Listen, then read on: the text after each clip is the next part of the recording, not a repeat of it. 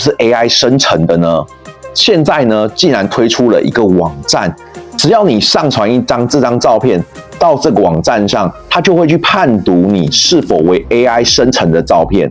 自己亲自去实验了，发现如果你今天是 AI 生成的，它就会出现这样的画面；如果不是 AI 生成的呢，它就会显示这个画面。于是我多试了几次，我去挑战它，发现其实这张照片竟然是 AI 生成出来的，可是它却判读为真人。